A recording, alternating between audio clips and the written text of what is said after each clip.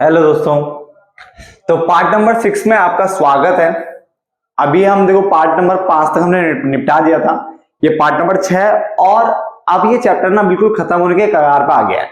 शुरू से बोलता हुआ आया हूँ, ये चैप्टर काफी बड़ा है जिससे बच्चों को थोड़ा दिक्कत होती है, यार इतना बड़ा चैप्टर कैसे पढ़ा जाए। इसलिए मैंने छोटे छोटे पार्ट्स बनाए। अगर आप हर एक पार्ट्स को अच्छे से देखो, हर एक पार्ट को अच्छे से देखते हो, अच्छे से सुनते हो, तो बड़े प्यार से धीरे धीरे धीरे करके खत्म भी हो जाएगा।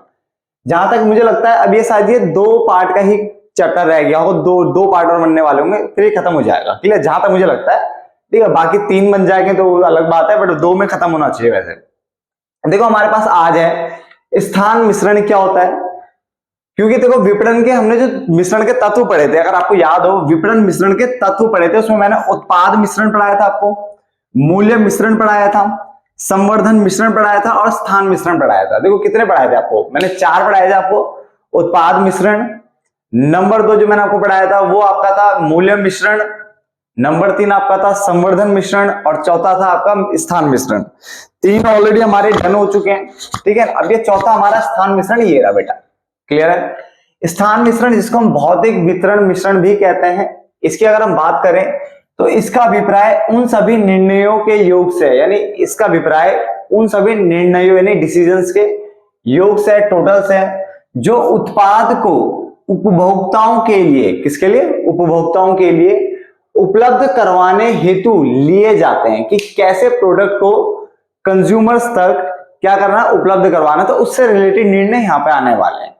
तो इसका अभिप्राय उन सभी निर्णयों से है, निर्णयों के योग से है, जो उत्पाद को उपभोक्ताओं के लिए उपलब्ध करवाने हेतु लिए जाते हैं।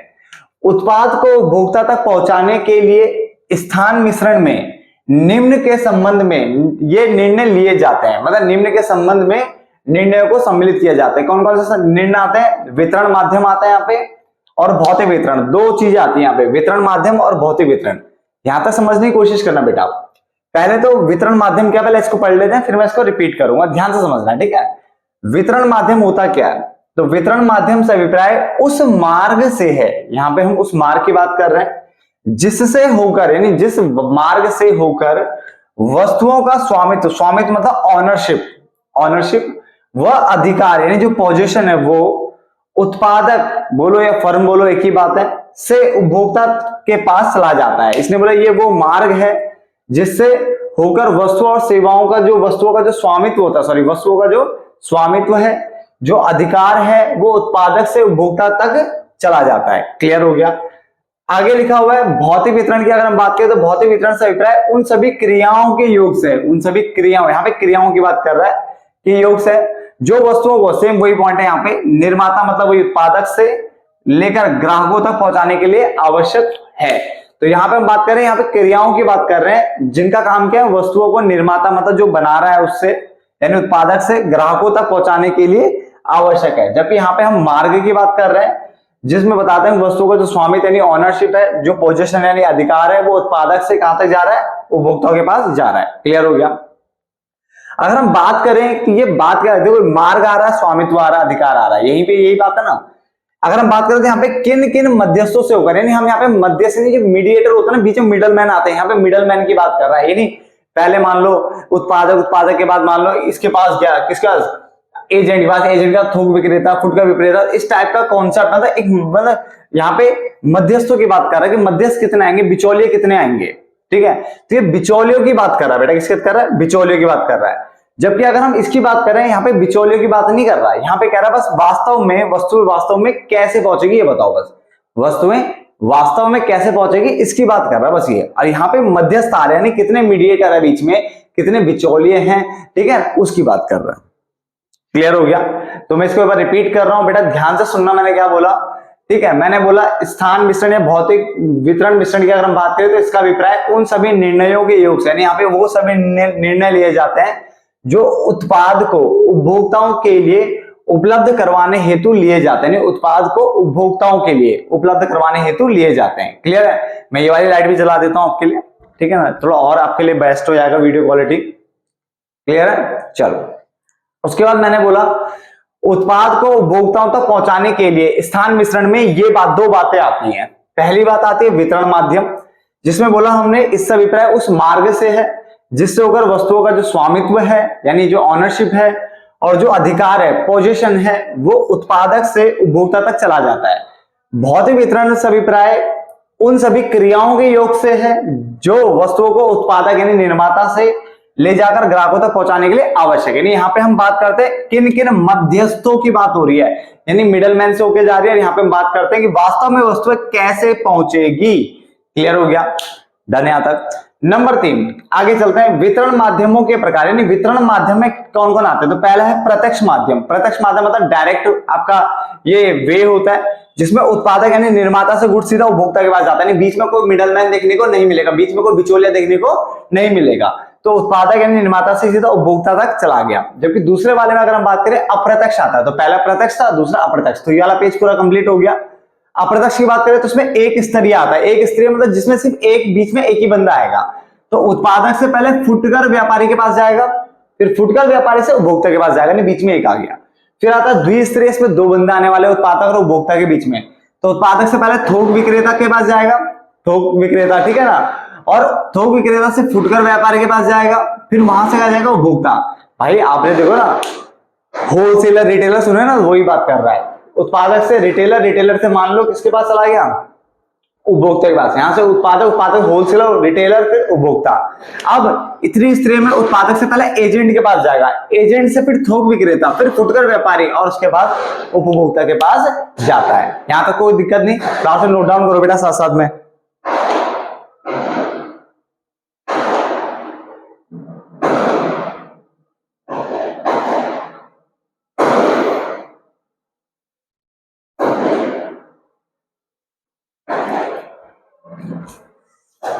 बारात शादियों की कितनी आवाज आ रही है।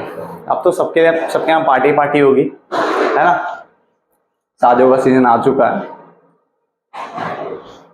काफी ज्यादा आवाज आ रही है बम पटाखे फोड़ने के ना। नोट डाउन कर लिया आप, ठीक है, यहां तक कर लो। अब ये जरा सा पोर्शन रह गया, इसे निपटाते हैं। करें स्टार्ट, वीडियो पॉज करके उतार लो चाहे तो। भौतिक वितरण के घटक यानी निर्णय क्या है। तो भौतिक वितरण के घटक जो उसमें आते हैं या निर्णय आते हैं वो कौन कौन से आते हैं। उसमें आदेश प्रक्रिया होती है, नंबर 2 परिवहन की बात होती है, नंबर 3 भंडारण की बात होती है, और आगे संग्रहित माल पर नियंत्रण। यानी यहाँ पे क्या हो रहा है, आदेश प्रक्रिया सबसे पहला पॉइंट है, आदेश प्रक्रिया। दूसरा क्या है, परिवहन। नंबर 3 आपका क्या है, भंडारण। नंबर 4 क्या है, संग्रहित माल पर नियंत्रण। क्लियर है। तो ये 4 पॉइंट यहाँ पे पढ़ने पड़ते हैं बेटा।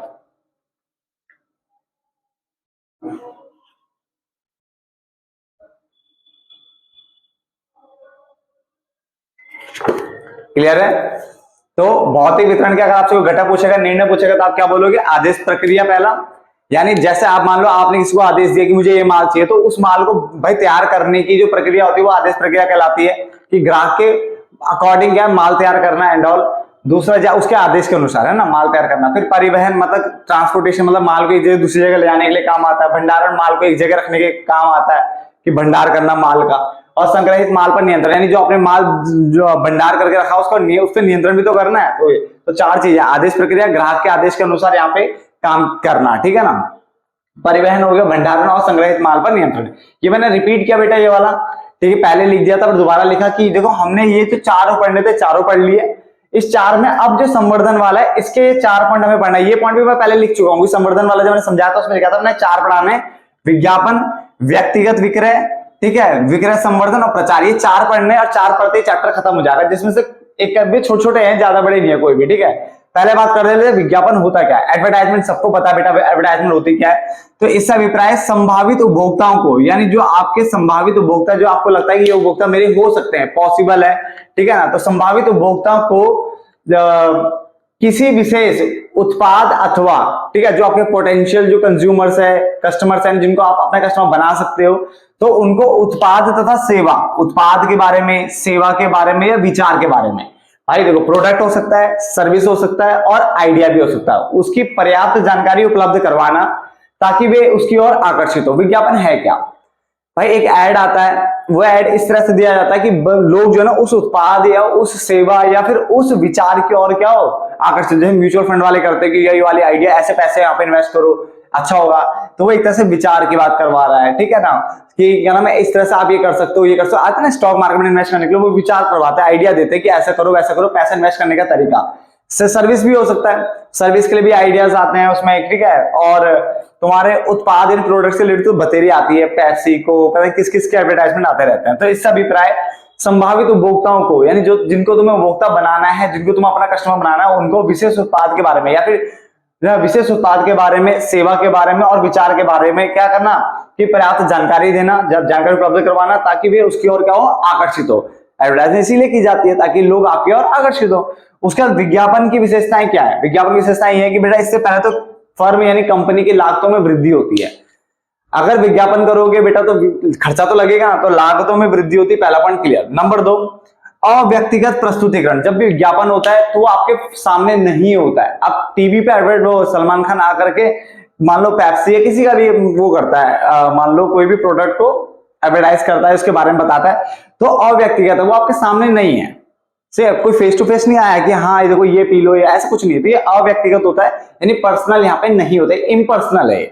नंबर 3, ग्राहकों की संतुष्टि और विश्वास में वृद्धि होती है इससे।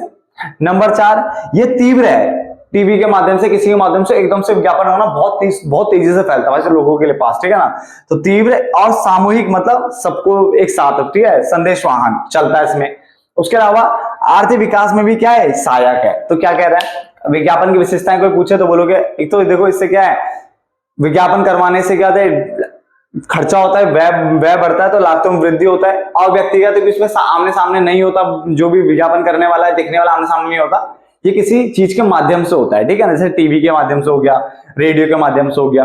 ग्राहकों की संतुष्टि और विश्वास में वृद्धि होती है विज्ञापन से। क्या अरे सलमान खान कह रहे तो भाई सही है, ड्रीम 11 पे लोग पैसा लगाते हैं, क्योंकि रोहित शर्मा ये सब उनको क्या कर रहे हैं, आई थिंक जो भी है प्लेयर, मुझे पूरा एग्जैक्ट तो नाम याद नहीं है, जो कर रहे हैं वो उसका एडवर्टाइज कर रहे हैं और पूरी पब्लिक उसके पीछे पागल हो रही है, ठीक है, कि उन्होंने कहा तो सही है, बट सब हारते ही हैं, जीतते तो कोई है नहीं था खास, कोई रेयर ही होता है भाई। अभी इतने सारे लोगों में से एक आधी जीतते हैं, बाकी तो मैक्सिमम 90% तो हारते ही हैं, है ना। तो वो हिसाब हो रखा है।